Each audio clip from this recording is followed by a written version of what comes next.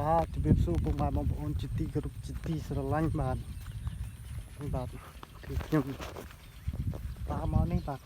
កាមេរ៉ាអត់ស្អីនេះទេបាទខាងនេះជុំមិញភ្លៀងមកបងមេមកបងប្អូនទឹកតែម្ដងទឹកឡើងកន្លះចង់កន្លះស្រែពេលច្រូតហើយមិញនេះ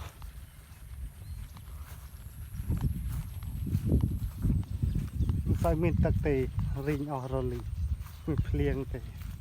ឡូវទឹកខាងនោះទឹកតែបាត់មកខាងនេះស្រូវខ្ជិញញញបាទស្រូវខ្ជិញញញតែម្ដងបាទទឹកលលហាខែប្រាំងឥឡូវសុទ្ធតែទឹកតែម្ដងបាទ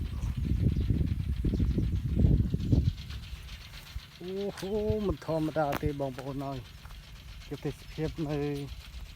តាមជនបទស្រុកស្រែអញ្ចឹងស្អាតអញ្ចឹងបាទ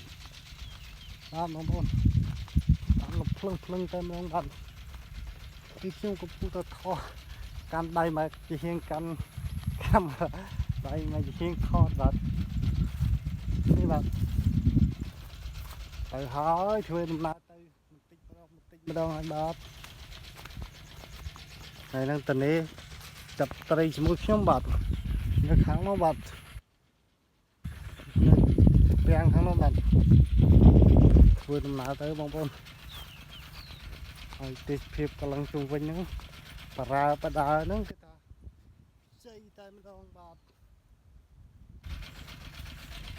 នេះកន្លងជុំវិញខ្ញុំនេះវាពពកដេដាស់ទៀតបងប្អូន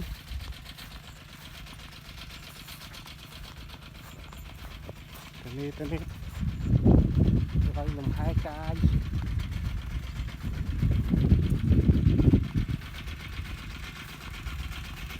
នោះបាទចាប់ត្រីនៅតែពាំងនោះបាទ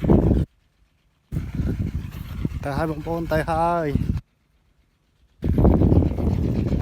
ចាំដល់ចាំថតចឹងវែងតិចបាទ4 3 5 នាទីអីហ្នឹង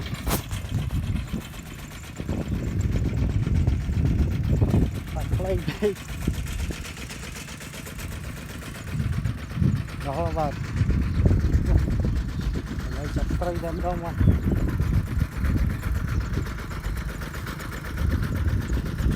ទឹកនៅលហាចឹងតែម្ដងបាទ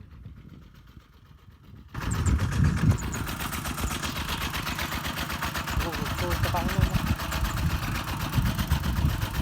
អត់មកតែម្ដងដល់ហើយបាទ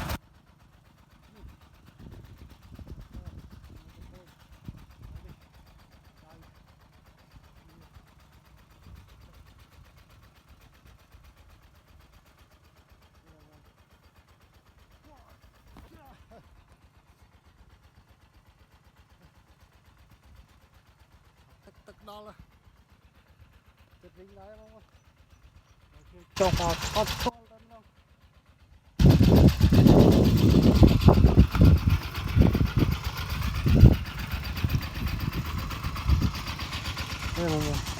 ជិះពេះតែម្ដង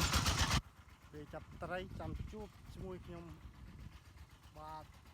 នៅទៀតបាទខ្ញុំមានតែប៉ុណ្្នឹងទេបាទ